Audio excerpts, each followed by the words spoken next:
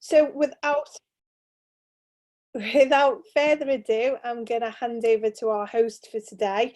Hand over to Anna Daw from Wigan and Leigh College. Thanks, Anna.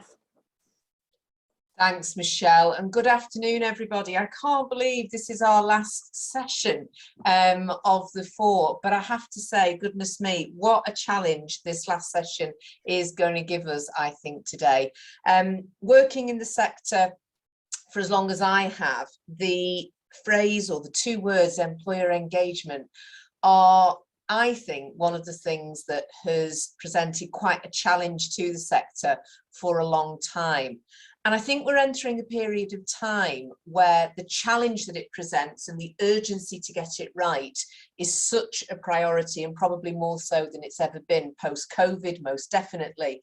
But also policy documents and legislation coming through the skills paper is definitely driving us down that road, that what we do has got to be aligned with employer engagement and skills. And it is about, you know, the economy within the country and making sure that we've got those agendas aligned. Now, we know we're about much more than just that, but those agendas are absolutely dominating what we do within the FE sector. And I think as providers, as employers, and for people who are in careers education who are there to link those sides together, I think the agenda is going to be challenging, but incredibly exciting. And I think one of the things about today is that we're going to have the advantage of hearing from providers, employers, people involved with actually helping both employers and providers find their way through and navigate that landscape. But also we're going to have the opportunity to come together and share some of that best practice. And of course, all of you will identify with the challenges that I think we do sometimes face in relation to this agenda. As a college and as a college principal, I look at employer engagement and it is so multifaceted. So sometimes we are the provider, providing services to employers, whether that's training through apprenticeships or full cost provision or short courses. Sometimes we're the enabler, matching employers to potential workforce through our students. Sometimes they're the enablers, contributing to our courses as guest speakers or offering placements, or even just coming along and helping us as enablers design our curriculum in the most relevant way possible. And those demands on employers and the demands on providers, I think, are growing exponentially at the moment. And how we respond to that and how we present ourselves into the market to each other and how we communicate is, I think, absolutely critical, and more than ever we need to get it right, and at a time that we could argue it's probably more complex than it's ever been. So today is about exploring those, I suppose, challenges, but also those opportunities, because I think there are more opportunities now than there's been in quite a long time. And several things have driven that, and that will shape also how we move forward. So what we've got today is we're going to be opening in a moment with Trinley Walker, who is from Lancaster University, but he's also from the Work Foundation. He's going to be talking about some of the research that he's undertaken.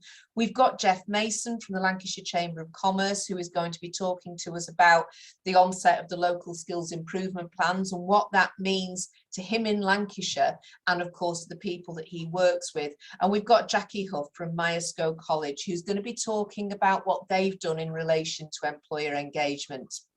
Then we're going to move into talking to some of the employers and our employer panel. And then finally, we're going to get the chance to pull all of that together and really share some of our approaches and our thoughts around what we've heard this afternoon. So I hope that that's going to be exactly what you've logged on to hear about and to discuss and to be able to get a takeaway from this afternoon. As I say, please do put questions in the chat as our speakers are presenting this afternoon, and we'll be able to put that to them at the end of their session. And also there will be some poll questions coming out, just gauging how you're finding employer engagement in your own setting and in your own job roles. So again, please do respond to that. And any questions in general that you do want to raise in the chat, please do put it in, because a lot of the development that we get from these things is colleagues being able to have that chat and bat ideas around with each other in that forum. So what we're going to do, if everyone's okay, and if you're ready, Trinley, is I'm now going to hand over to Trinley for his presentation on striking a balance. Trinley, over to you. Brilliant, many thanks. And it's great to be here with you today for this meeting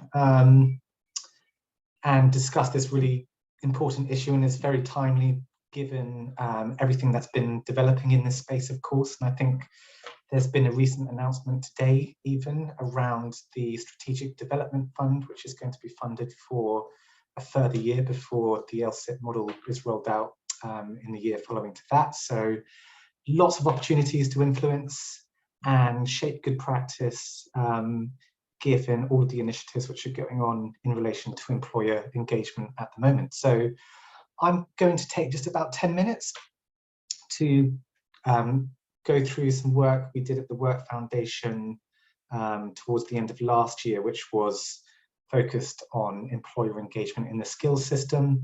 And that will leave us about 5 minutes, I believe, for any questions that you might have.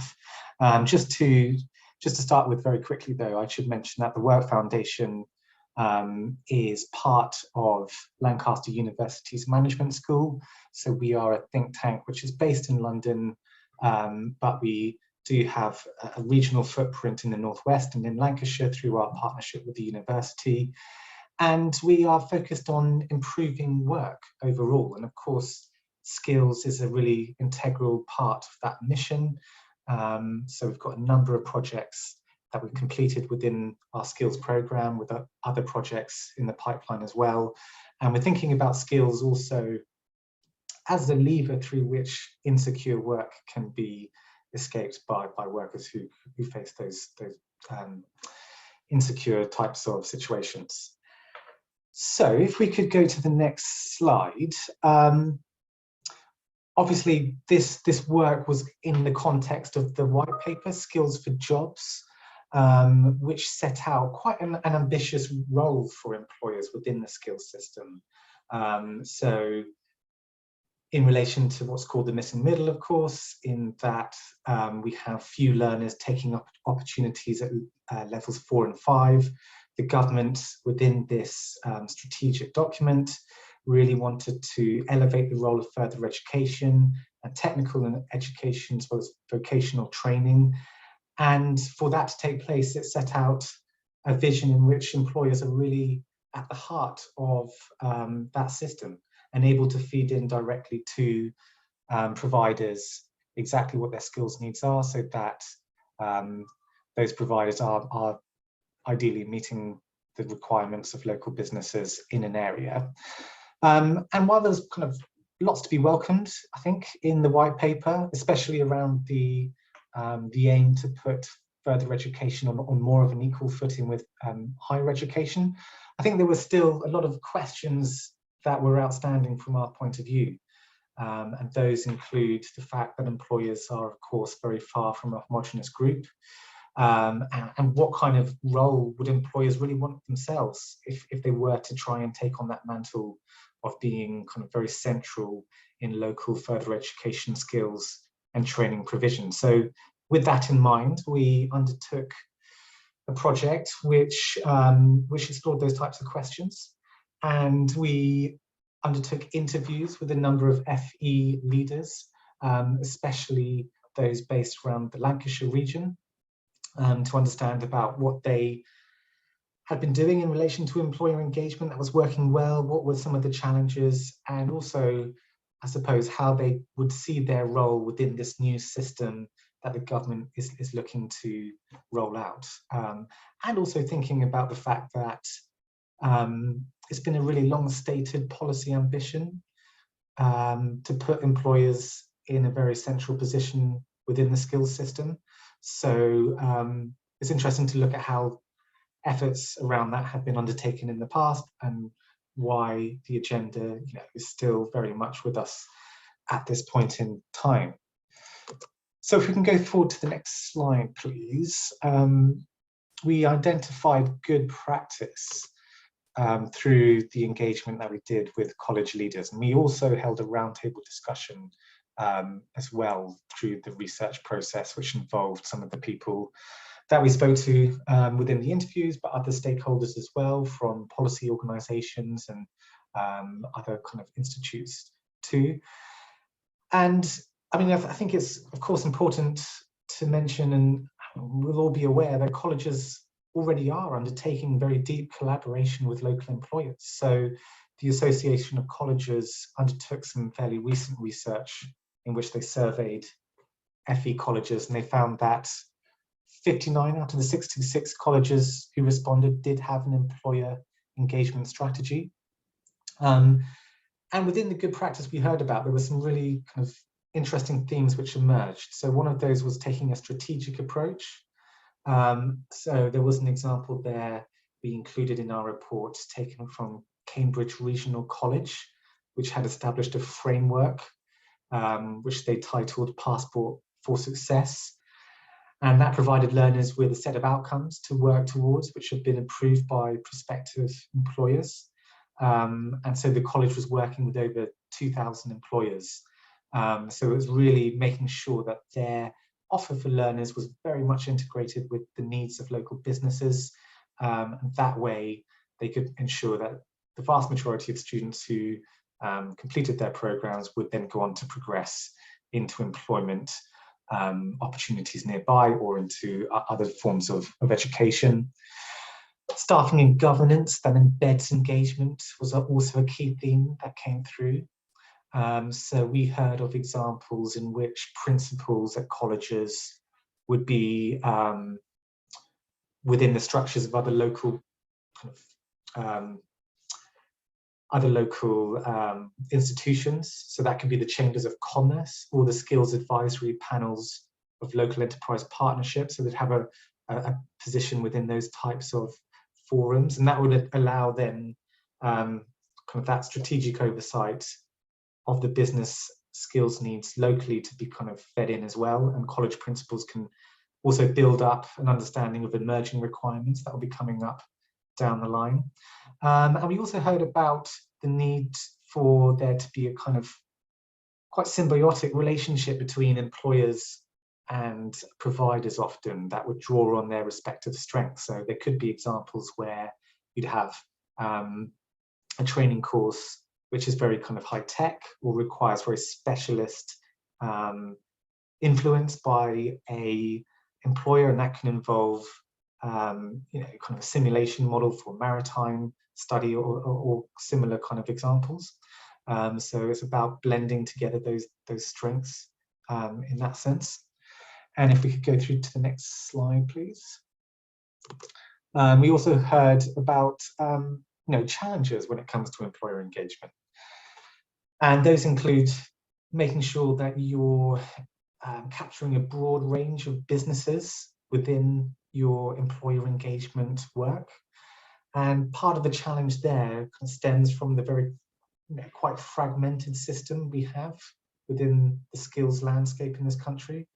And that can lead to a lack of awareness among certain employers about the kind of opportunities that exist for training provision. And that's been a long-standing barrier in terms of the complexity of the system, employers not always being aware of what's on offer. And then we heard about competition within the system, which is really interesting because especially in Lancashire, among the colleges we spoke to, they do have different forums through which the colleges collaborate, but they were very open within the meeting, the session we held, that they do compete fiercely sometimes due to the current funding system, which fosters competition. And that can lead to a situation where the training doesn't necessarily really reflect the needs of learners or the local economy, but it's being driven by those financial imperatives. Complexity, again, that can result from a constant churn of reforms. So we been led to a situation through that churn in which there's various pots of money held centrally, and that can be a barrier to effective engagement as well, where there is misalignment across the offer there in a place or across a provider. If we can move to the next slide, brilliant. So this is coming now to our policy recommendations. I mean, at the time we launched the report, which was late last year in, I think, November, that was the time at which the pilots were being established and starting under the LSIPs, which I know Jeff is going to speak to, and the Strategic Development Fund as well. So it's very much a kind of fluid landscape in that sense, given that those pilots are ongoing and we haven't had the results yet. But of the policy recommendations there, the first is in relation to engagement. So for the most part, LSIPs are going to be driven by local chambers of commerce. And as I mentioned before, the government's keen to address the missing middle through their new vision for the skills system. But we did think, and we heard throughout the research process, that if there's going to be a focus on higher technical skills catered for within provision, that shouldn't come at the expense of lower levels of education or kind of lower qualification offers across core skills. So we know that 9 million working age adults lack basic skills across literacy and numeracy. And it's really important that a broad range of partners are involved. So that should include the DWP at a local level, as well as local employment support providers around the various skilled needs in a place. The second policy recommendation there is in relation to smaller firms. So we see it really as vital that SMEs and micro businesses have opportunities to be involved. Often these types of firms can sometimes lack the bandwidth to fully engage, or just might not have the capacity to do that. So one potential measure we looked at is ensuring that there were kind of boards that engage specifically with SMEs within LSIPs and which are kind of taken forward by FE providers. And I've touched on this point already, I suppose, but priority learning groups we thought was a really important kind of facet of the new funding scheme that's emerging, and ensuring that colleges have the remit to themselves identify which groups they will prioritise through consultation with strategic partners, including local authorities, local DWP branches and others, so that there is that kind of local kind of tailoring built into the system. So those are some of the policy recommendations. The report is on our website, and I can send a link in the chat, which has more information. But as I mentioned, of course, there's an awful lot happening in this space. We'll be keeping a close eye on developments, which is why it's so good to have the chance to share this research with you today. And I'll pause there and see if there are any comments or questions. Trinley, thank you so much. That was really helpful. And just a couple of initial questions.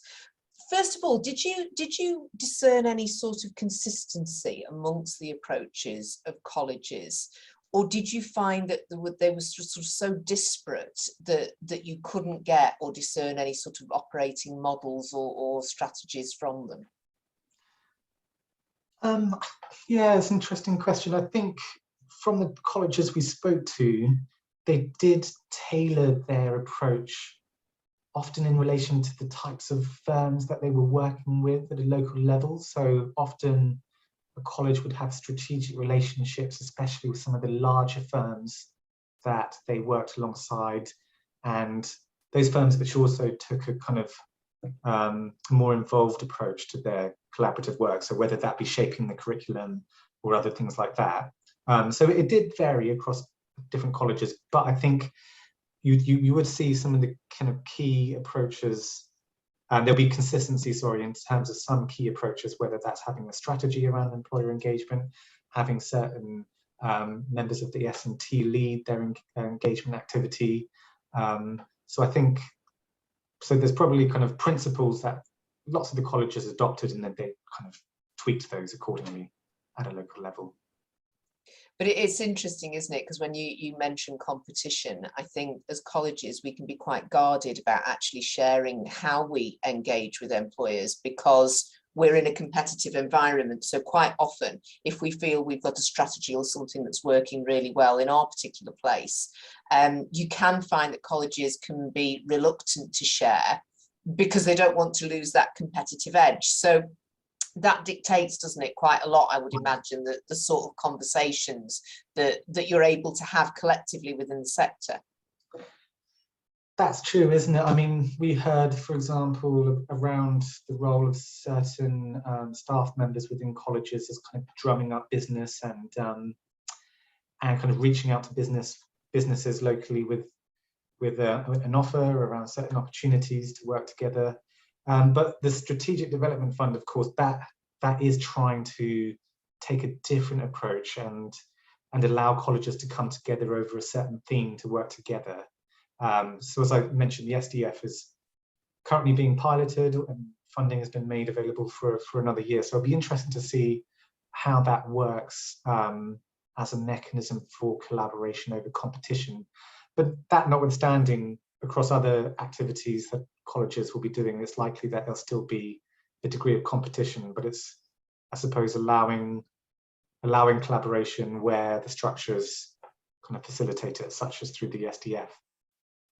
Thank you. And one of the questions in the chat, Trinley, is about T levels, and I wondered, was your work too early to, I suppose, pick up on the full anxiety that some colleges have got around securing sufficient placements for T levels, or was that already beginning to come through? That didn't come through too strongly. Maybe it was a timing thing, as you mentioned, just around where the colleges were at with their planning for that. But that's a really interesting point, and I think it's something we should definitely look at, because it does seem that there is some concern around how businesses can engage with that, given the length of the placement and how that's going to fit into other offers of colleges as well. So it's an interesting point, and we're keen to look into that further. And it's interesting, just picking up on the T levels, and just really, I suppose, to respond to Tony. But I know in our college, in relation to T levels, we haven't really used our apprenticeship employers for taking T level placements, because we found that one actually will quite often dislodge the other. We had this idea about almost doing a sort of swap scheme, but it didn't really work out with the extended placement. But having said that, with the T-level placements, we've got 100 this year in our first year, and I think we're suddenly sitting back and going, wow, we've got 100 this year.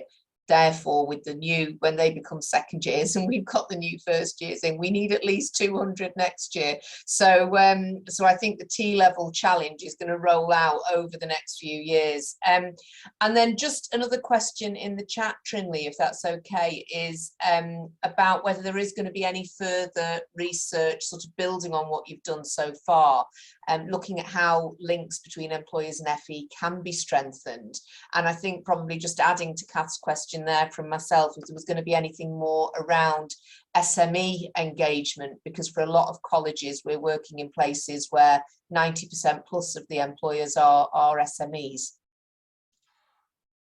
Well, I think we'd be keen to look at that point further around SMEs. We do other projects that explore the specific role of SMEs in relation to skills and work. So it was a really consistent theme actually that came up in the research around how to engage SMEs, and it sounded like, you know, these are really long-standing challenges. Certain colleges have introduced very kind of innovative practices to make sure that they are kind of reaching out to SMEs and joining in forums through which they can kind of gain their you know, their views. So certainly I think that's an important issue, and we'd be keen to do more on this. We've got some further work coming up in relation to skills, but that's looking at the links between welfare, conditionality and training. But following that, we might well do a bit more on that point around SMEs.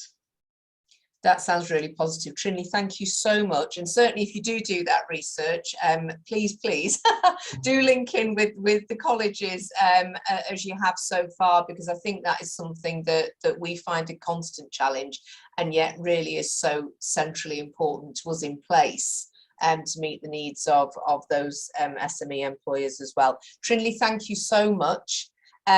I'm now going to move us on to our next session, which is around the Local Skills Improvement Plan, the LSIPs as they're affectionately known. And I know Trinley has already mentioned those today. And I'm going to introduce now Jeff Mason, who is from the Lancashire Chamber of Commerce. Hiya, Jeff. Hi there. Good afternoon, everyone. Thanks for inviting me along today. It's a pleasure to be in front of you. And explaining how the LSIPs have gone over the last few months. I will skim past a little bit of what I've got in the presentation because, of course, Trinley touched on the background for some of this.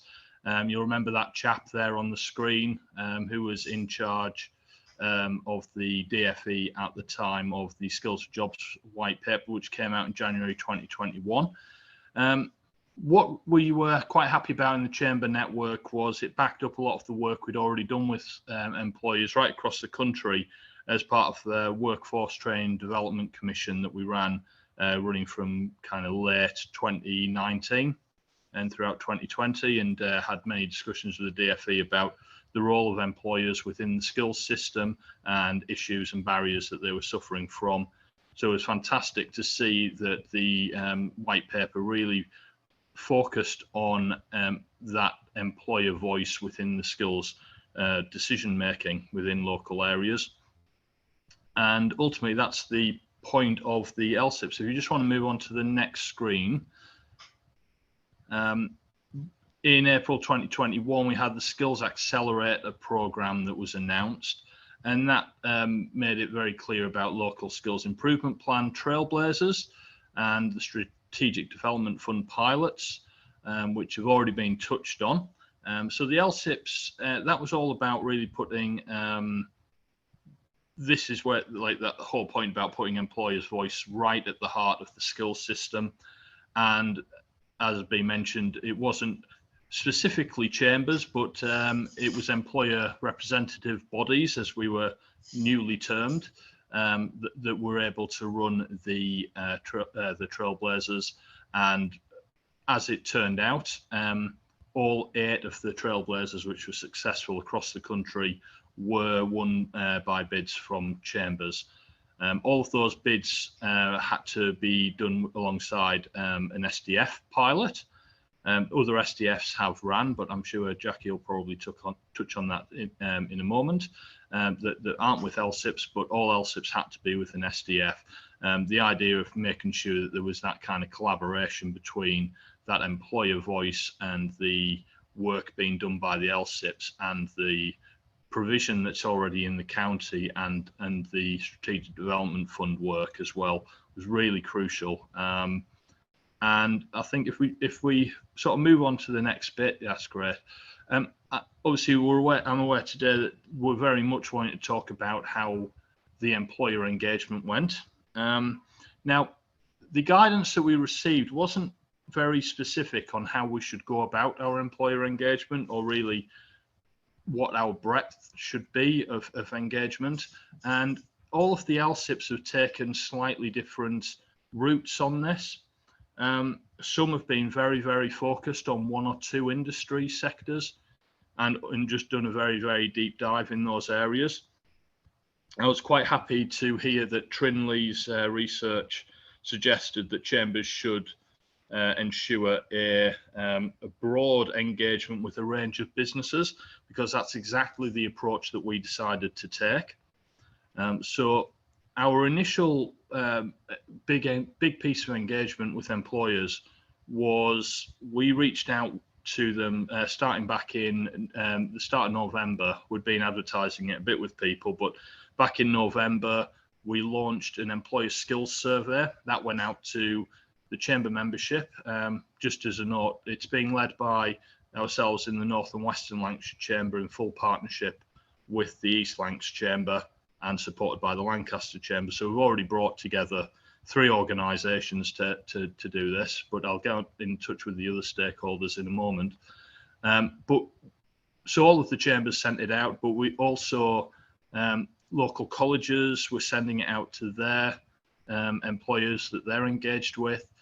The local authority enterprise development teams were also sending it out to their people. We also engaged with other employer representative bodies and trade associations and other local stakeholders who've got an interest and some engagement with employees, and sent it out to a really wide range, thousands of different employers right across the county. We received over 1,000 responses to the skills survey right across a range of sectors. And as Trinley highlighted, although we are focused on technical skills, we actually received over 50% of our responses overall in the services sector. So there's actually quite a wide range of stuff there. Other areas of focus very, very heavily just in the kind of advanced manufacturing and or other engineering kind of areas, but we wanted to make sure we got that voice right across. So not only did we hear about the very specific high-level technical qualifications that people were requiring, but also that we were able to hear what other skills were out there. So we've even got quite a lot of information on the soft skills that people are struggling with as well. We've also got a training provision survey, so really looking at the barriers for employers to enter the skills environment and to get people into training. Interestingly, the early results we've had around barriers are not a huge surprise, but businesses talking very much about time and money. So a lot of information around sort of like how it's difficult to actually find the time to get the right kind of training in place. That's skills needs analysis initially, but also time to find the right courses, time to put people on the courses, as well as issues around funding and stuff like that. So there's a lot there, and a lot does really come down to this fact that too many employers aren't especially engaged with the skill system at all. And I think the ability of the LSIP going through different routes beyond the colleges has enabled us to reach a much wider range of people who aren't currently engaged within the skills conversation. We've also ran a series of focus groups focusing on different sectors, but also cross-cutting themes like net zero, digitalisation, international trade, and even things like sales and marketing. We've had a number of roundtables where we've got specific industries in to deal with some of the big kind of meta issues like net zero and digitalisation, and see what their thoughts are on that and how it is impacting their specific industries. We ran a week of roadshows, some great early morning events where we had a wide range of employers coming into different colleges. We made sure we got right around the county. Obviously, it's a big patch, Lancashire. We've got different kinds of businesses in different areas. So we hit kind of the 4 corners and one in the middle, which was great. And we did that in collaboration with the colleges and the local skills hub. We're also currently still running one-to-one interviews with businesses to really get in depth, review their survey responses and their involvement in focus groups to really get it under the skin of what they've answered so far. We went well beyond employers as well. So we've interviewed employees, the unemployed, to find out what the barriers are to them receiving the right training, whether that's in-work training or training to get them into the workplace. And we've also been talking to the DWP and even the prison service around the kind of training that can be delivered through those services to make sure that those people currently outside of the workforce are able to get involved and be trained in the right areas and are looking for the opportunities in the areas that we need. And if you just want to move on to the next step. Now, I'll quickly touch on stakeholder engagement and how that's worked as well, because I think that's a key part of the LSIPs, not only in Lancashire, but elsewhere. Right from January, as soon as the white paper came out, we reached out and were having regular meetings with colleges and private providers and Skills Hub to make sure that we were setting ourselves up for when we had to start putting bids in and already coming together with our ideas of how the collaboration would work. We've also reached out to the local authorities and other representative bodies and trade organisations. The important thing is that it means that we're not just relying on the colleges and the same employer engagement that the skill system's already having, but also reaching out beyond the chamber as well to a wide range of different organisations. And it means that when we're doing a farming and agriculture roundtable, for example, we're able to reach out to the NFU and people like that to actually be able to drum up some extra people who aren't normally involved either with the college or with the chamber. So it's just that ability to get as wide a range of employers involved as possible. And that engagement will carry on from here on out, which is really good and promising for the future. And speaking of the future, I think our next slide moves on to that.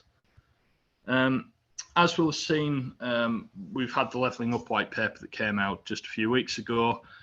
So we are getting national rollout. We've got the Skills and Post-16 Education Bill, which is putting in place the legislative framework for LSIPs.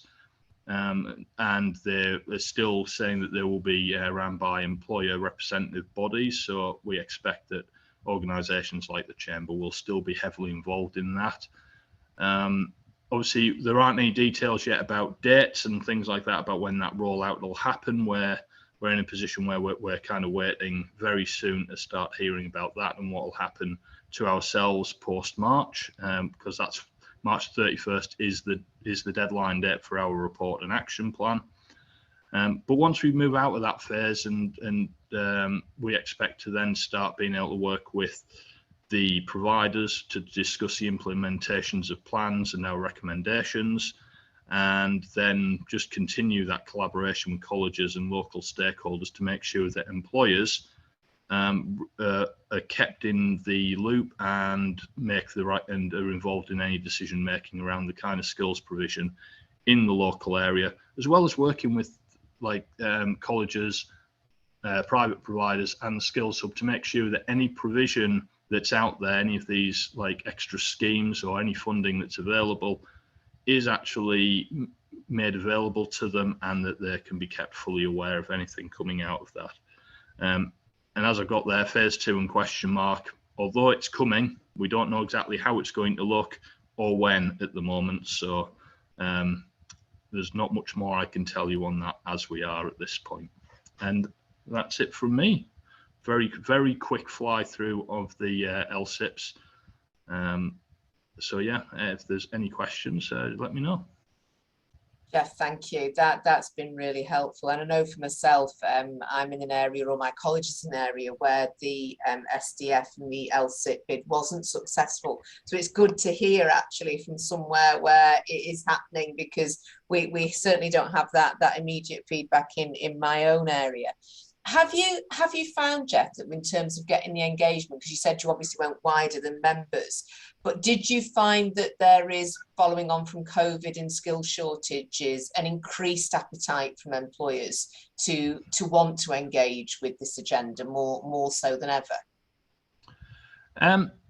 Some are. It's a real mixed bag, and it's one of the things we've really had to kind of struggle with. There are some who are really, really engaged. A lot have responded to the surveys and things like that. And then, you know, there are some that it's a bit like pulling teeth, and we've phoned some who haven't responded to surveys up to see whether or not we can get any feedback from them. And they'll admit to having skills gaps and things like that, but then not wanting to talk to anybody about what they are or what they're doing to resolve them. So, I think one of the big pieces of work that will have to continue beyond this stage of the LSIP is that continued work through like ourselves and other employer bodies to really try to educate them and provide the assistance for those companies to lift their head out of the sand and actually start looking at what their needs are and what the future is going to bring and what they can do to get the right training and make themselves as productive as possible. Well, thank you for that. One of the questions in the chat is, what's been the biggest takeaway from the work you've done through the LSIP, and what needs to happen to make a difference? What would you like to see from these pilots, Jeff, really sort of drive forward the impact that the LSIPs could have? Well, there are a number of things. I think that there are some issues. I think Trinley touched on it in his work, where we fully understand that there are some employers who are completely sat outside the skill system currently, who aren't who need to be involved. And I think trying to use the LSIP and the employer engagement that we've started to develop across ourselves and other partners to really make sure that they've got a single point of entry, which makes life very easy for them. And one of the big points is they're talking skills and providers are talking courses, and the language doesn't always cross over very easily. So I think being able to develop a way for them to be able to access, talk about skills that then finds the right courses would be fantastic. At a much bigger level beyond the work that we've beyond the kind of work we can do on the ground in Lancashire, there's a big call for kind of changing how certain courses are delivered with a greater level of modularization, if that's a word, to make things a bit more bite-sized and bespoke for companies, whether that's still under the umbrella of existing apprenticeships, and just change how the modules work in it, make them very much more single skills focused and maybe shorter term, that then can also be picked up by people. So there's a recognized course that can be delivered, which with a certificate at the end of it, that sits outside the existing qualification, but then if they so wish could end up getting involved in the qualifications should they wish. Obviously they're bigger issues that have got to get the right kind of funding and agreement from DFE and Treasury, so there are some big kind of like lobbying issues ahead of us as well. Do you think that the LSIPs will improve that lobbying? I mean, I think certainly from a provider's perspective, sometimes I think it is the larger employers who seem to almost have the ear of government and influence that policy. And yet, as we said before, we're working in areas with sort of 80%, 90% plus SMEs. Do you think the LSIPs will give you that loop back in and that power to influence? Yeah, I think that one of the big issues we've got and that we found is that the big companies have a very different relationship with the skills system, where they're almost, when they're taking on a lot of apprentices a year, they're almost dictating the kind of courses that are ran and getting bespoke courses made for them. Whereas SMEs are really struggling to get their voices heard and get any flexibility at all in the kind of courses. So it's the fact that we're talking to them and they're now talking to us, we're talking to people who've not previously really engaged in the conversation. So I think we're already starting to see a much wider range of businesses starting to want to get their voice heard about the kind of skills needs they have.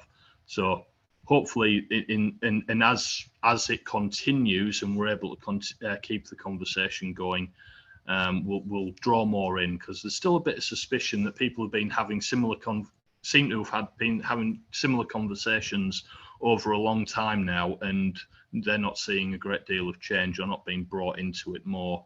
But hopefully now what we've got a core group of smaller businesses who are definitely engaged, and that we can start to produce some results off their feedback, which will then hopefully take away any suspicion of the kind of conversations we're having and bring even more involved into it. Jeff, thank you. Just one more question before I let you go, and you can see what's on people's minds. T-levels is raising its head once again, because I think they might be driving us slightly mad. Did you get any sense of whether T-levels will open a different channel of engagement for employers, where employers are aware of them? Or were they, so were they simplifying things, or did you get any feedback that they were actually making things a bit more complex? It was yet another thing in addition to apprenticeships, etc. The feedback we had, now very interestingly, out of all the focus groups we ran, T-levels were brought up twice by the employers without any prompting. So it wasn't especially widespread there, whether that's their knowledge of it or their consideration that it could potentially affect them or be something they can get involved in. And when it has been discussed, a lot are still very uncertain about how it fits in and what kind of roles the people coming out at the end of T-levels are going to be taking in the business. So there's still a huge opportunity for ourselves involved in employer engagement to be working with the providers of T-levels to be able to really, I think, give that information to the employers to see whether, so they can understand what the opportunities are with that new qualification. Oh, that's really helpful. Jeff, thank you so much. I'm going to let Jeff go now. Jeff, thank you. One of the poll questions has gone out, and that is relating to whether you consider employment engagement embedded across your organisation. It's a simple yes, no. The yeses are winning at the moment, which is fabulous to see, at 61%. So please, if you haven't already, do respond to that, but that's gone out, and overall that's positive. I have to say I still wish I was probably higher than that as a college principal, most definitely, but nevertheless. So I'm now going to move on to a session from a provider, from Jackie Huff at Myerscough College, on employer engagement and those creative ways that they're employing within their setting to engage the employers that they work with. Jackie, over to you. Thanks, Anna. Thank you very much. It's been really interesting listening to the other presentations and all the questions coming out. So it's really good to be able to talk about some of the ways that we engage and work with employers and explain sort of how and why we do it, really. So if I move to the next slide, please. So one of the ways is we're Lancashire Skills Pledge members, and lots of the skills hubs across the country also have similar skills pledge systems, and we find that this is a really good starting point to really help embed employer engagement across our curriculum, so out into our academic areas. And we in Lancashire, we have 7, so we give an hour, and that's really good because that helps individual teaching staff upskill and really just sort of build confidence and move out and actually do talks into schools, but that also allows them to network. So the reason that I've put the Skills Pledge first is because I think it's really a key aspect of networking capabilities and how we get that bigger reach out there into sort of the employer industries and base. We have several people who are enterprise advisors, and again that allows more networking capabilities, and it just builds the employer engagement that we have. And then you've got obvious pledges such as work experience and industry placements, and dare I, Anna, mention the T-level word again. So from that perspective, industry placements, the extended placements are also a key, and I think it's really important for us as colleges to be able to collaborate with each other, and without breaking any funding regulations, you can collaborate on industry placements, and we've done that with a number of colleges. We for one don't offer digital, so there's no impingement on funding regulations by us supporting and offering industry placements to students in those areas. So Lancashire Skills Pledge is really key, and as I say, the Skills Pledge is all over. So yes, we move on, sorry.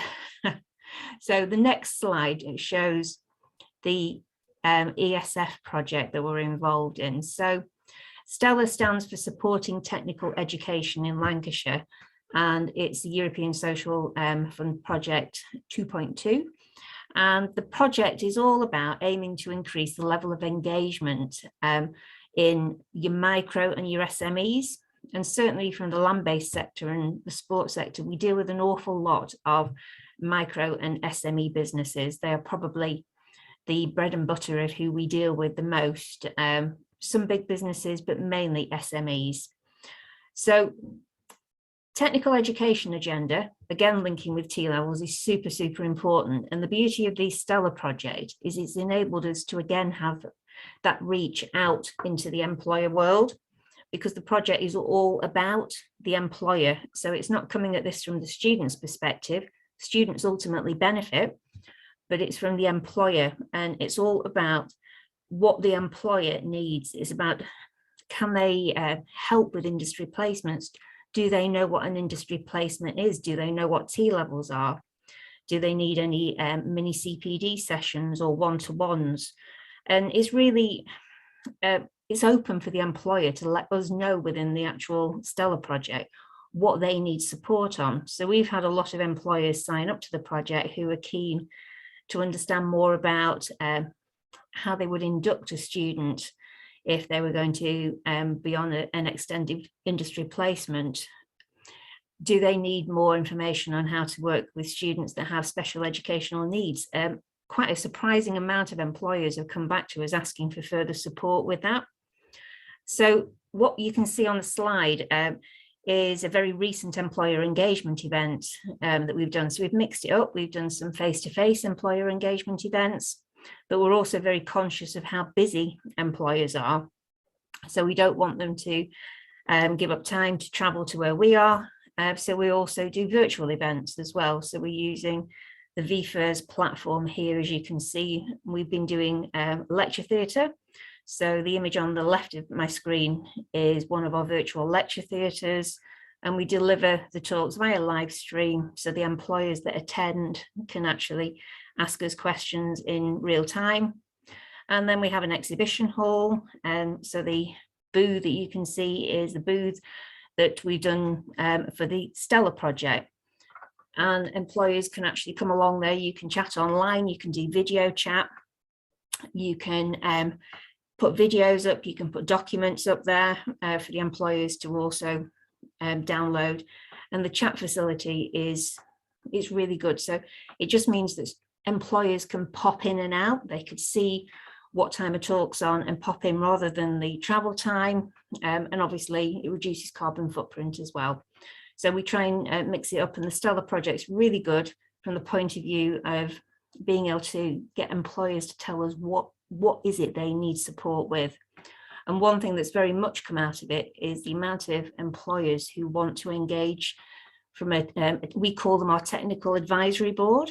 So a technical advisory board, or a TAB, is where an employer would like to help inform curriculum and really get down to the nitty-gritty of what do we offer? Is it right for their industry area? Where do we need to try and guide awarding organisations in the future? So is it really fit for purpose? And again, there is a lot of employers out there who are super keen to get involved in that. And we have some absolutely great TAB events, and they are super informative. Employers get a lot from it, and we do too. So next slide, please. Thank you. So what I've put here for you is picking up on what Jeff's been talking about. So a little bit about the LSIP. So we've got the Skills Accelerator programme. From our point of view, we're very heavily involved in it. So we're leading with a lead on the 9 million bid for Lancashire colleges. So a collaborative bid, and we actually lead on the project. And you can see here we've listed 7 of the projects that come as part of the Skills Accelerator programme. And obviously you can see Burnley are involved. You can see we're doing supporting food and agriculture towards net zero, and I'll talk a bit more about that in a second. We've got digital excellence at Runshaw, and we have a range of other sustainable smart technologies, renewable low carbon technology projects that the Skills Accelerator programme is all about. So if we can move to the next slide, please. Thank you. So I said I'd talk a little bit more about the Myosco AgNet Zero Challenge. So people associate us as Myosco as an agricultural college, and we are so much more. But certainly from an agriculture point of view, going back to 1894, that is where we started. And certainly from a food and farm and some of the key pillars of growth, agriculture, etc., and net zero is a key importance. So hence it links really well with the LSIP. So the AgNet Zero project has meant that we've been able to work and support a massive amount of agri-food businesses throughout Lancashire. The project itself is going to publish, has already published some, but there'll be more publications of case studies done with key agri-food businesses across the whole of Lancashire. And it's supporting these small businesses in a lot of these cases to actually take up very low carbon farming practices. And it's all about getting to carbon neutral by 2050. So when we're actually looking at how it's working, it says here that we're talking about young people and adults. It's all about learning and skills. And if I relate that to our own college here and the farm that we have, it's also given us a capital investment of nearly £500,000, which has been looking at, if I name a few of them for you, we've got a Harvester laboratory flow meter system, we have an umbilical system, we have a low distribution seed drills, and we have feeder wagons with sensors. And you'll all be thinking, what on earth are they all about?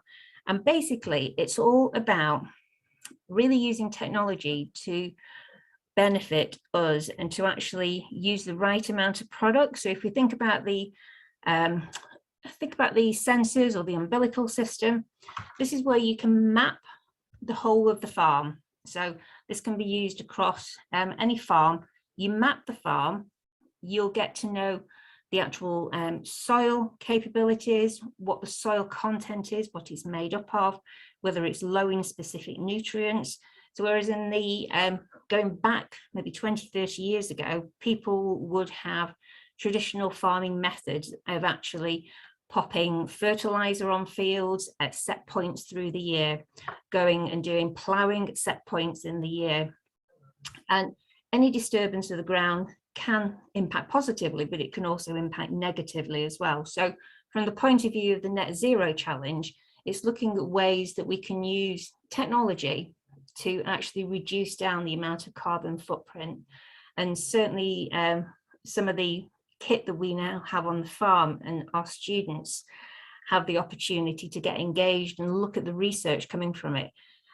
It's absolutely huge from an employability and a career development point of view. And it is actually quite mind-blowing.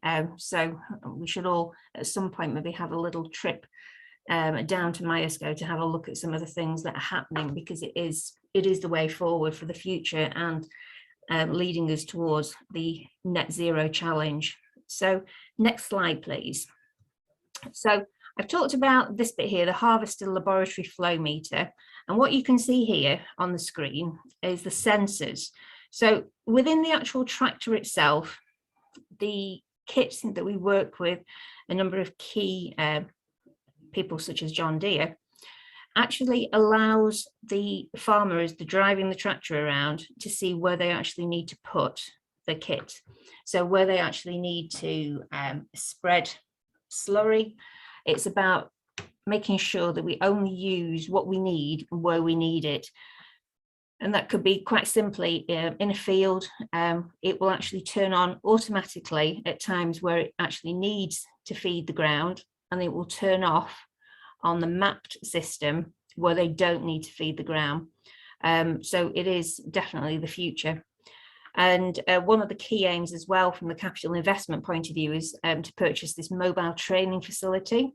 And that will enable us to deliver seminars and demonstrations to, the target will be 100 farm businesses and to support the wider community in remote areas as well. So next slide, please. So what next, basically? So what we're talking about next is the Farmers Network, which has started. And when we're actually looking at the Farmers Network, which links in with the Ag Net Zero Challenge, if you can just change the slide, please. We are working with, via surveys and also in face-to-face meetings, we're working with over 700 farmers, and we're delivering results, some of the results of the surveys, and we're also doing very targeted training sessions.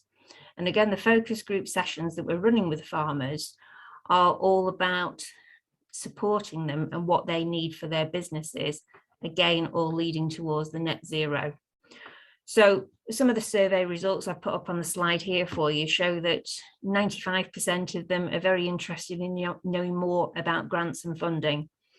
Animal behaviour and welfare scored a really high 83%. Nutrients management 92%. We run a small farm ourselves at home, and I can safely say that if you can actually, number one, benefit the environment, but it can also benefit your pocket as well, because the amount of cost that goes into food now and also fertilizers, the prices have risen exponentially, and we're just a small farm at home. So from the point of view of big businesses, it really is a huge big deal. And then obviously added to the grants and the funding perspective is all the discussion about from Brexit, we've got changes heading towards the farming community from the rural payment scheme as well, which will hit pockets. And there's a lot of concern for that. We can just go back a slide, please. That would be great. Sorry. Thank you. So what we've got also is soil management, very interested in that, and carbon management. And I find the result here quite interesting, because you've got 93% of people saying that they'd like to discuss soil management, but 76% carbon management. And they actually do go really hand in hand. So what we're doing through the actual networks, we've got a North Lancashire beef and sheep group, we have a South Pennines group, and we have a South West Lancashire group.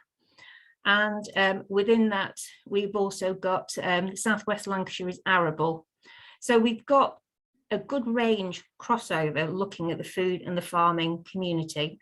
And the Farmer Network is all about actually supporting them and moving them forward with hopefully the mobile unit as it heads around and supports them in reducing net zero. We can move on, please. Thank you. So just a couple of final slides. I just wanted to talk to you about what we call My Future. And My Future is all about, yes, it's great that we at MyESCO have got an award-winning and shortlisted career zone team. We've also launched the MyESCO Award for our students, which is all about volunteering and work experience. So again, linking with industry. But the reason that I've put that forward is because they have really one thing in common. And that one thing in common is industry and employers. So they are at the heart of everything that we do. So all of our initiatives, everything that we plan and move forward with, has the employers at the heart. So it's not just a case of us wanting to go and say, can you do this for us? It's also what we can, do for them. So it's all from that supported collaborative focus, which hopefully things like the Stella project showcase quite happily. Next slide, please. We've also got STEM Assured status recently, which we're super proud of. And I'm not going to go into it in any great detail, but there's two really good images here. And the two really good images are, number one, you've got a really clear image of the high tech within a tractor cab. And that's showing you how the farmer, as he's actually out and about doing his job, can actually change what he is applying to grass, soil, you name it. He can do that with this high-tech piece of kit. And then on the right of the screen, then we've got a beautiful picture of a Scottish wildcat.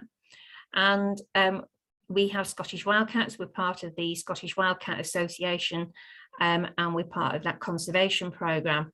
And again, the common denominator for how successful we are with STEM and how successful we are in working on these projects is the employer. It's that industry base. And again, it just comes back to how we have to work with people so closely and they with us.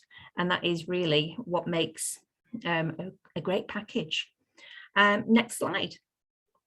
So employers, as I've said, are at the heart of everything that we do. We've got our technical advisory boards, we've got partnership boards. I'm on several partnership boards. I'm the chair of the Industry Placement Network. And it's all about skills. The partnership boards, regeneration frameworks look at employment, education and skills. So they all go hand in hand. We work closely with your enterprise network, the careers hubs, and we're happy to collaborate. There is so much more, but at the heart of everything that we do, we have got employers at the heart with education, employment and skills. And I think that's me. Jackie, thank you so much. That's been really helpful, and is almost, I suppose, the other side in part of your presentation there from Jeff's around how the SDF's working as well. So I think there's some really new innovative approaches there that we can all take a lot from. Just one question before I let you go. How do you sort of, from doing your SDF project in Lancashire, how do you see yourself moving forward in partnership with LSIPs and their delivery? How do the two go hand in hand, and how would you like to see that evolve? You're on mute, Jackie. Yep, just spotted it. So from the point of view of how we see that evolving, one of my colleagues, Andrea Gardner, has been working closely with Jeff, and I think it just comes back to the fact we want to move things forward, and we want to continue to build this. I think it's a case of looking for any other opportunities. If you take the Stella bid as an example, Anna, I think that what I would urge people to do is look at those opportunities, be it LSIP, be it the ESF projects and many, many more. It's don't be afraid of them, actually try and see that bigger picture and actually just get involved, because it can really, really reap the benefits. So for me, the SDF, LSIPs, Stella, they all go hand in hand as being an opportunity to give colleges that have limited funding, as we all do, it gives us that opportunity to get a little bit more money that we can actually really try and make a difference and work more closely with employers. So I would just say definitely get involved. That's really helpful, Jackie, and thank you for that. And actually that segues, you'd think we'd rehearse this, wouldn't you? So thank you, Jackie. That segues really nicely into the next session, because that theme of, get involved and try things. I think when you actually look at our employer engagement survey, what we've actually said from there is 63% of us believe employer engagement is embedded across our organisations, and 37% still say no. And that is quite high when you think, I think most of us would reiterate those same comments, that employers are at the heart of our organisation with students. I just don't know that we're truly always getting it right, and maybe the bravery of trying something different and going out there with something different is absolutely critical. That actually brings us on now to our employer panel. So we've got with us Stuart Graham from Balfour Beatty, Joanne Bateman, who is a STEM ambassador amongst many other things, and we've got Matthew Brooks, who's from the Westmoreland family. And what I'm going to ask, I know some of you have done slides, but I think time means that we're literally going to have sort of 5 minutes. So I wonder if I could ask, and it'll be Stuart first, followed by Joanna and then Matthew, if you would just give us literally sort of 3 or 4 minutes each on your experiences as an employer, how you find engaging with the skills sector, be that training providers, colleges, in a variety of ways, and sort of what your ask would almost be back to us. And whilst you're doing that, I'm sure that Gemma won't mind me saying that she will be flicking through your slides in the background whilst you're talking to us. Would that be okay, Stuart, if we kick off with you? Yeah, I'm not on mute, am I? You're not on mute. No, you're gloriously coming through those microphones. Thank you. Lovely to see some of my ex-colleagues on the call as well. So I've worked in FE. I was a Careers Hub deputy in Lancashire for a while. So now with Balfour Beatty for the past 10 months. I think it's interesting how this webinar was how to engage with employers. For me, it's how can we engage with you guys? Because, you know, from our perspective, it's kind of a perfect storm. We had our financial update the other day, and work-wise, ain't a problem. We know we've got a £10 billion order book. The government is committed to spending literally hundreds of billions of pounds on infrastructure projects, whether that's nuclear power stations, whether it's new roads, railways, etc. Our concern is that we don't have the staff to fulfill these contracts. At the moment, I've got two hats on today. I'll talk about the A66 in a minute. But from Balfour Beatty, we've currently around about 1,000 vacancies across our group. And, you know, aging workforce, increased workloads, massive contracts, that's only going to get worse. So for us, as Anna, you mentioned right at the very beginning, this is kind of needs must now. I think we've kind of, and this is my personal view, having managed a business development unit at Burnley College, granted a while ago, this employer engagement, this FE engagement, we've kind of played around the edges and we've kind of done, you know, nice things together. But it is getting to that point now where it's critical, not just for us as employers, but for the UK economy, that we've got fantastic opportunities for our young people. Workload's not a problem. We've got an amazing FE sector. So we are at that position now where for us, we've no ambitions to be an education provider. We build roads, power stations, railways, etc. We need your help as much as you need our help. So for me, that's kind of the starting position. That's why we're in this room together. So let's just flick back a couple on the A66. And this is an example of how we're working together. And I don't know who mentioned earlier about, you know, the FE sector both being competitors and collaborating. We're exactly the same in our sector. So the A66, for those who don't know the A66, it runs across the top end from Penrith all the way to Scotch Corner. This is a £1 billion programme. It's one of the largest in the UK. If you ever driven along the A66, there's parts of it that are dual carriageway. There's other parts which are single carriageway. The programme is to completely dual carriageway all the way east to west. So it's a massive programme, £1 billion in total. The construction phase has been reduced from 10 years to 5 years. But interestingly, if you just click on the next slide, I'm trying to be as fast as possible here, so sorry. This is a consortium project. So it's not just Balfour Beatty. This is, and if you look at this, these are the major players in civil engineering in the UK. And some of our consortium partners are also our competitors. And this is how we work. And for this, for a £1 billion programme, we need to generate in social value terms, you're looking at £300–400 million worth of social value. So that's an awful lot of apprenticeships. That's an awful lot of graduate positions. And we need to make life easier for all of us. So ideally, in my little ideal world, my simple world, we'd like to have one employment and skills plan for the A66. And what we would bring to the table would be all these partners. What we don't want to do, though, is to have multiple conversations with multiple FE colleges from the East Coast and on the West Coast. We want simplicity. We want just joined upness.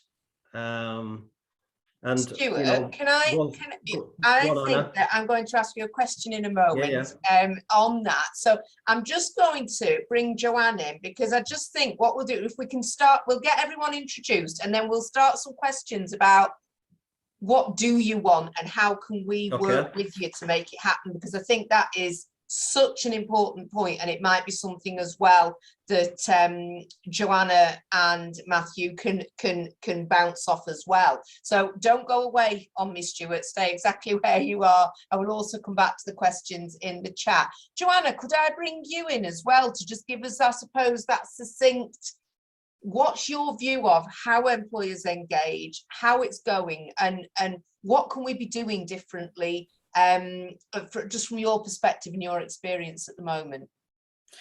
So I've been a STEM ambassador now for about 8 years, and over that time have worked in a variety of different roles, engaging from children as young as about 6, I think my youngest group were, up to a group of 60-year-olds I worked with. So I've had quite a range of experience with various ages, colleges and schools of quite varying levels of sort of in some of the quite deprived areas to some of the more affluent areas, and working with those students.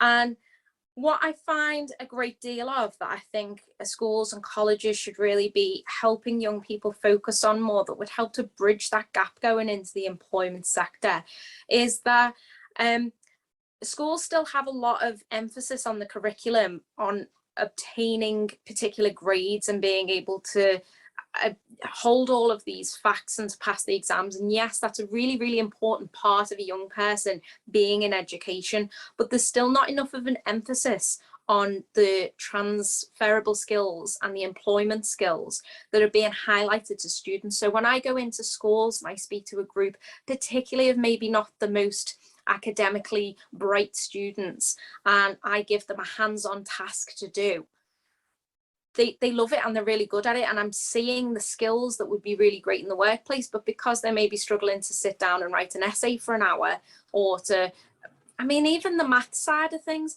I used to panic in maths. How I ended up in engineering with my maths ability is a story for another day. But my maths and what I do in my role isn't even kind of GCSE level. So lots of kids get deterred from these kind of jobs and where they see they can be, because the emphasis is not placed on them for what their skills as a person and those transferable things in the workplace are. So if I personally put in a wish to schools and colleges, it would be to help children recognize those skills and how they're applicable to the workplace, and not necessarily get bogged down in can they label the parts of a cell, which haven't helped me in my adult life since I did it at GCSE level. Joanna, thank you. I think what we're going to do, because I know that all the questions are coming in now, and I want to give you all that airtime to kind of unpick what we need to be doing with you and how we can work together better. So I'm going to, I think he said it was doing the breakout sessions. What I think we're going to do, if everyone's comfortable, is to have those discussions with you as employers, because there's so many questions coming in. And if I can turn to Matthew now, and Matthew, could you do the same? Could you sort of give us just a potted version of your experience of trying to engage and trying to navigate the skills system? And then what we'll do is we'll come back, because I think there's just so many questions, because we've actually got you here. Everybody wants to sort of get as much information from you as we possibly can. Matthew. Yeah, I'll be pretty brief, thanks. I think a lot of what Joanna just said resonates with me, really. I mean, I'm a local lad from Kendal. I left 20 years ago. Lived in cities all my life, then moved back only a couple of years ago. And I think that the main thing for me is trying to make young people aware of the opportunities that are out there in the community through businesses like the ones that I work for. We're a family business, but we've got great values, and there's loads of different career paths that people can go down when they join with us. But it's just getting them to understand that message, really, for me. I think for us, we're quite a food-based business, so practicality is a key thing. You know, we're changing our recruitment processes now to make interviews more sort of work-based interviews, and coming away from doing interviews face to face, because we think that just it puts so many barriers in place for people that we want to attract. Really, we're looking for people who are just keen to work and have got a good attitude, and all the skill stuff we can train them on, and we feel quite comfortable with that. But it's more about just getting people who are interested in doing something new and have the right attitude to come and learn with us.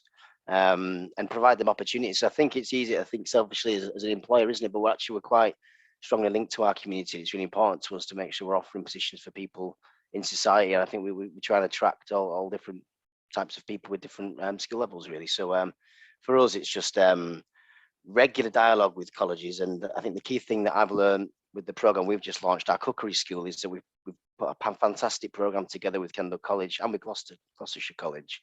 But it's just attracting people and getting them on there and helping them understand what it actually is.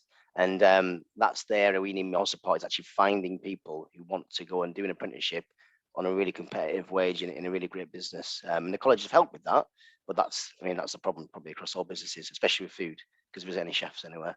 And it's, no one wants to work in the kitchen anymore. So yeah, it's numerous different things there, but hopefully some of that's a bit useful for you. Thank you, Matthew. Thank you for that. And it is interesting, isn't it? I mean, I think so many employers are experiencing skill shortages. I know some sectors are being affected more than others. That, from Stuart talking before about the number of vacancies, to what you're experiencing there. I suppose, just backtracking, we've got lots and lots of questions in the chat, so I'm going to put them out to each of you, and please just come in as you want. Do you think that one of the issues we've got, even before we get to getting people on the right programme for employers, do you think we've got issues around careers advice and guidance, around awareness of career pathways, and actually what it is employers need in terms of the sort of skills and the options that employers have got? Or do you think that it's just that young people are not necessarily leaving having done the right curriculum, or is it both? I don't know who'd want to sort of take that question. I'll have a go on that if you want. Yeah. I mean, what I found, like I said, only been with Balfour Beatty for 9 months, 10 months, is that it's such a complicated business that's developing so fast. So, if I look at our digital transformation agenda, it's enormous, and it's going at such a pace that, we have our own, what we call our knowledge series, which are a series of weekly webinars, which is basically a CPD program for our own engineering teams. And that's just to keep them up to speed with the fast-paced, the changing technologies. So there is something around how we can work with, STEM leads, FE colleges, kind of that educating the educators. And, a simple fact sheet and LMI data, it's kind of, yeah, it's okay, but there's nothing better than actually being out on site, having actually CPD days allocated, we'd be more than happy to support things like that.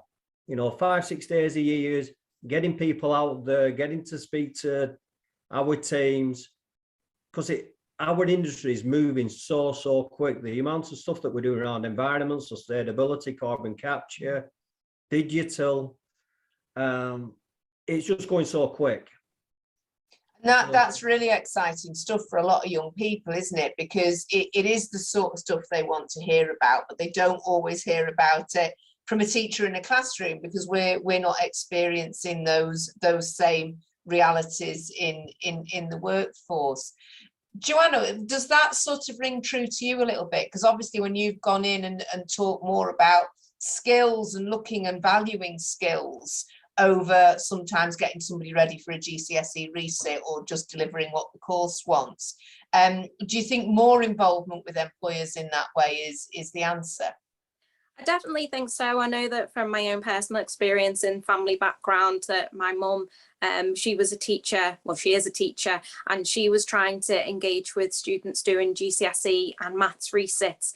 The group of hairdressers, for example, that she was working with, who had to do these resits. So she changed everything about what was being taught to link it to the hairdressing. So for ratios that they were doing in maths, she linked it all to how they were doing the hairdressing course, and that helped their engagement. So making what we're trying to educate young people to do and learn in those skill set, that yes, they need those qualifications to get to the next step, but making it more applicable than just a question on a piece of paper, and to give those real life scenarios. But I feel like we've already really missed the boat by working with GCSE students, A-level students, those who are in further education, what we need is for employers to not engage with people in their late teens, early 20s, but to go right to the very start of primary school and engage with young people from the beginning of their education, to be able to not have somebody who's at 14 who's thought, well, maybe these careers could be something I go into because I've seen my mum or my dad do them, or because my uncle does it, but instead have the community around them in a whole range of, there's businesses and employment surrounding young people, and we should have the engagement much early on than just the sort of GCSE A-level, and surround them with it so that they're more empowered and enlightened on the opportunities from the get-go. So by the time they are at that GCSE A level, that they've got that lot more understanding of how those skills are applicable, hence engaging more with the education system as a whole. Because we've got 11, 12-year-olds who go, how am I going to use this? I don't want to do this. Well, if you make that relevant to what they are interested in and link it back, there must have been 100 times when I said in maths, I'm not going to need this. Ha ha ha, look at me now using it. But it's that diet, isn't it, of having, I suppose, the ability to come in with the post-16 market, but also it's the slower burn aspects, isn't it, of literally be working with the younger students. Matthew, you obviously put a programme together. How easy was it to sort of find the right person, develop that, get it as you wanted? You know, what were the barriers that you encountered in trying to get that off the ground?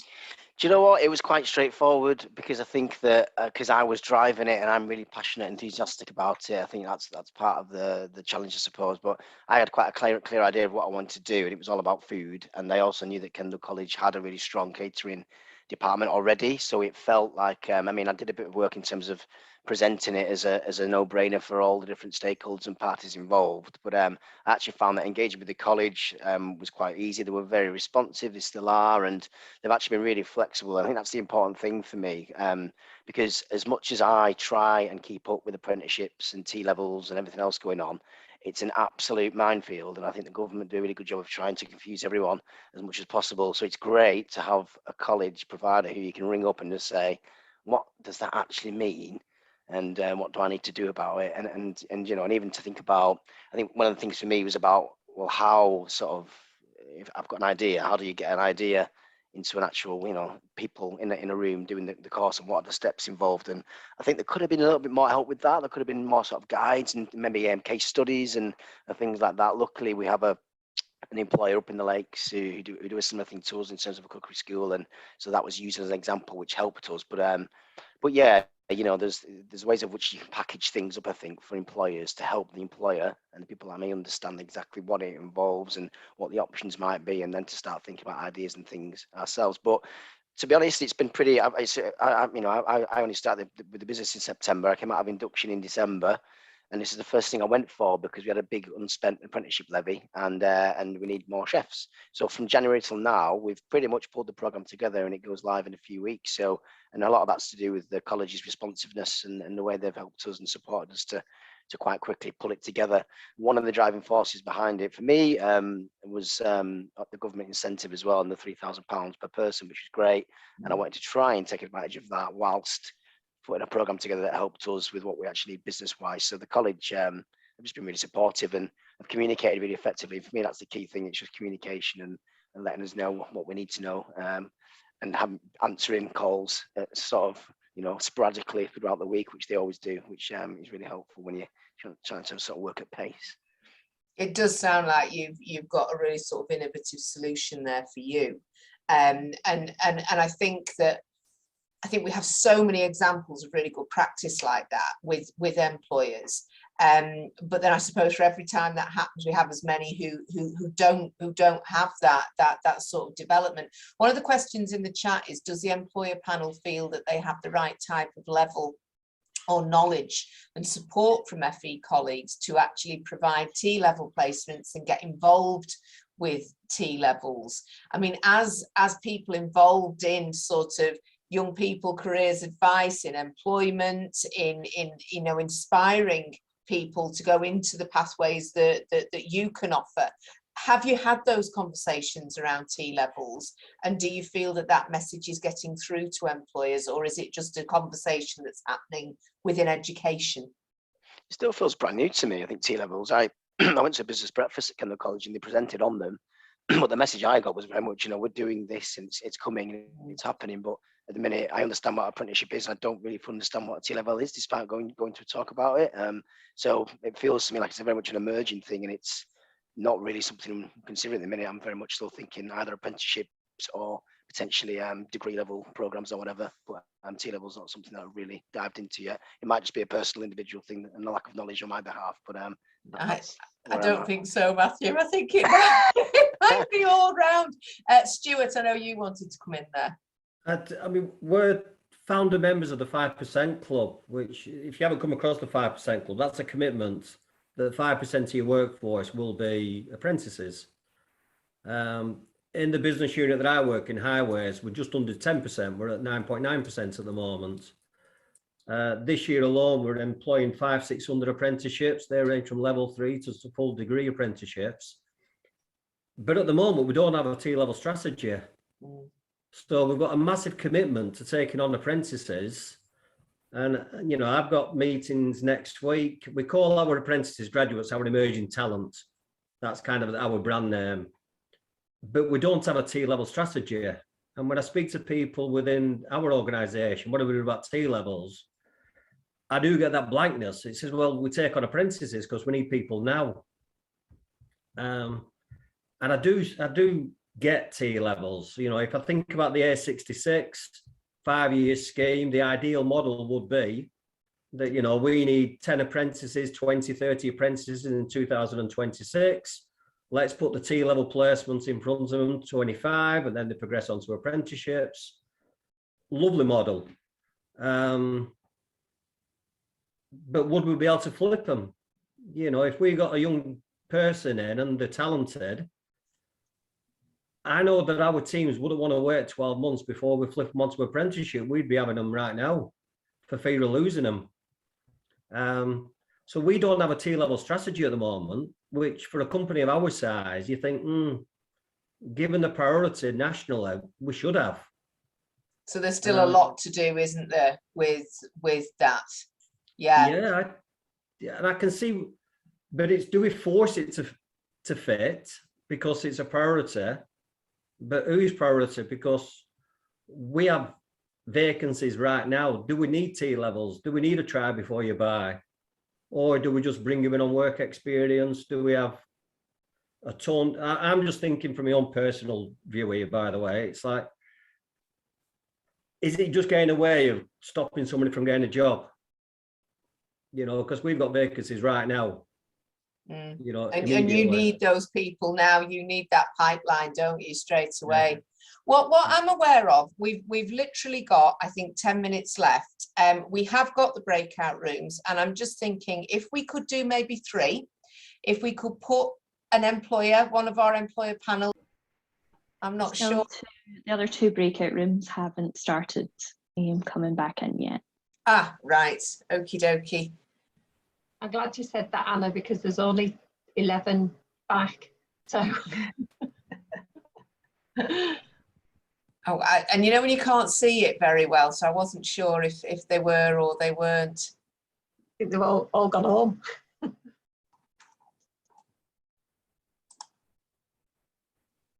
Should just be coming back in a second. It's just going up now.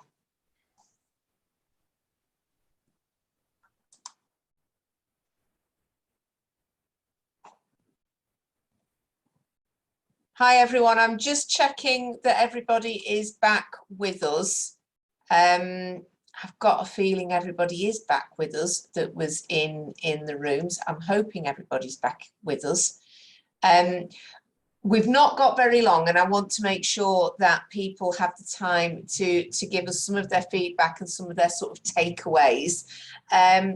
We had, I think, 3 breakout rooms. So I'm going to ask Kath Dutton from one of the rooms, if you would just feedback, Kath, what the sort of takeaways and the main points in your discussion were. Yep, I'll be really quick with this. So the key points that we took away is possibly looking at a type of forum that employers can get involved with colleges if they don't exist already, and they could be done in different ways.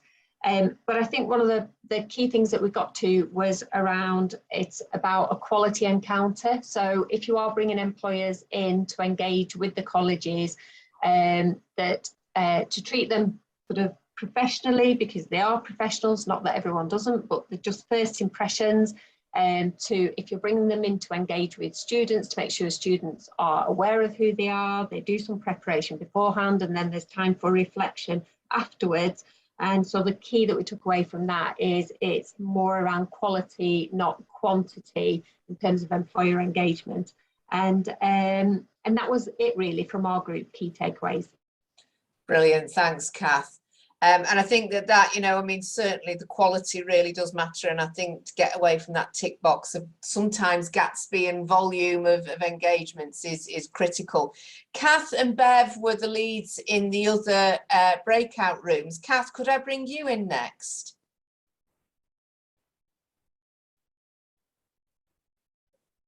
Hoping Kath's there. There she is. Hi. We had a general discussion, really. I mean, I don't know.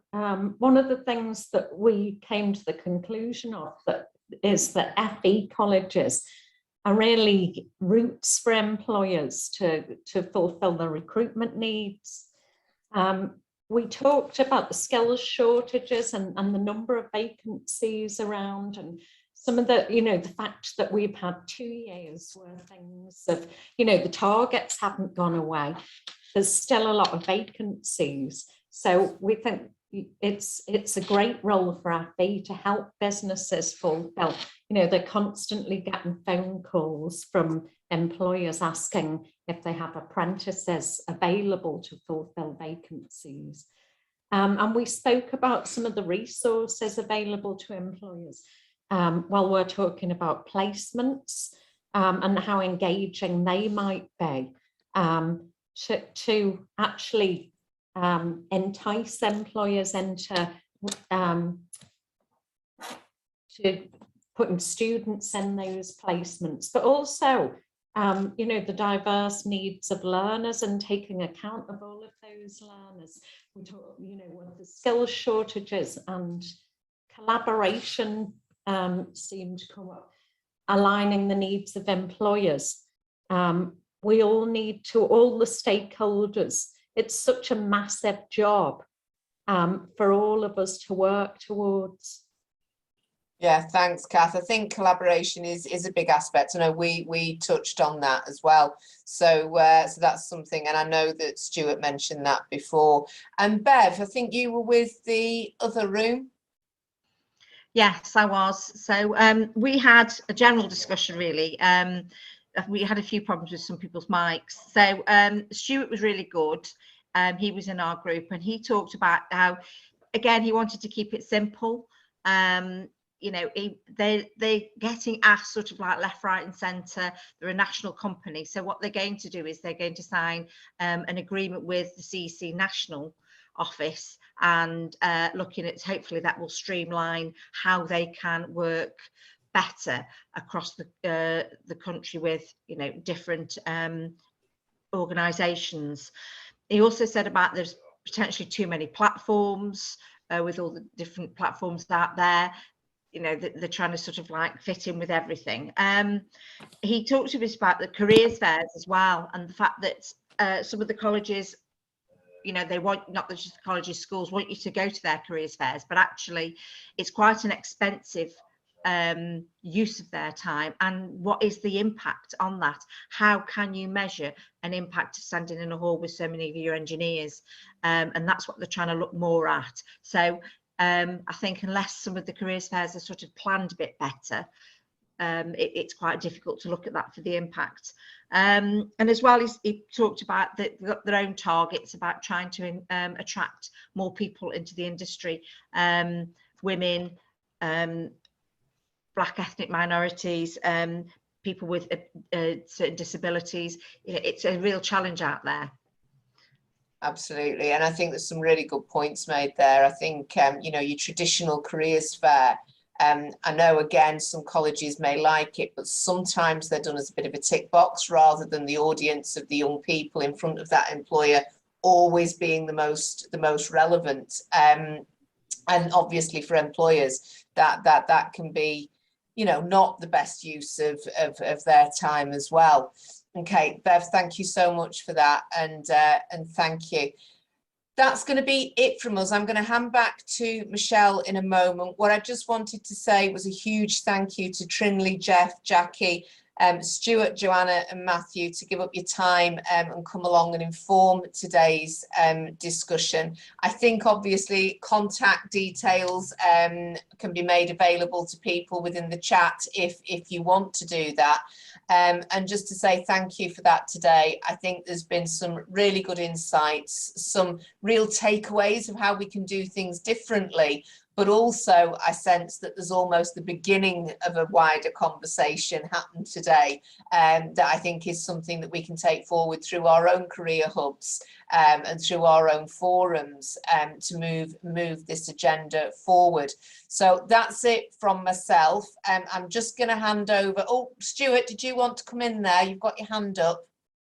Yeah, it's that magical so what? What are we doing next? Well, that's what I mean. I think it's the beginning of the discussion, and what I'm hoping is that the career hubs that we are now all part of will pick up now the actions, the points that we've raised here, and begin to move those forward. And obviously, as an individual employer, I think you're going to be inundated with loads of inquiries from the colleges and the providers online today, most definitely. So I think it has been a worthwhile time for you, because I think you'll get all this engagement now. But I think that is what, you know, is important for us now, that we take that back through our forums and move this agenda forward. Kath, did you want to come in there? Yeah, I did, Anna. I just wanted to confirm that is the plan, that we'll take away comments that have been raised today, and the career hubs will go away and work with their community of practice colleges to look at how we can develop what's come out of today. But secondly, Anna, I did just want to say thank you very much on behalf of the career hubs in the Northwest for all your support for these events. You've been absolutely fabulous taking us through them all, and your insight into what we should be covering has been fabulous. So on behalf of everyone, thank you very much for all your help and support over the last 4 events. Thanks, Kath. I'm hoping we can do some more after these initial 4. I'm going to hand back to Michelle. Michelle, are you there? I am. I'm hiding in the background here. Just to say that this will be recorded. It will be sent out with a follow-up. There will be an evaluation. People, as I say, people who registered and couldn't attend will have the recording. And yeah, we will try and join some dots. Thank you so much, and we'll be in touch to everyone to see what give some advice on what the next steps are. As Stuart said, you know, what's next. So we will be in touch. Thank you so much. Have a great night, and we'll see you all again. Take care.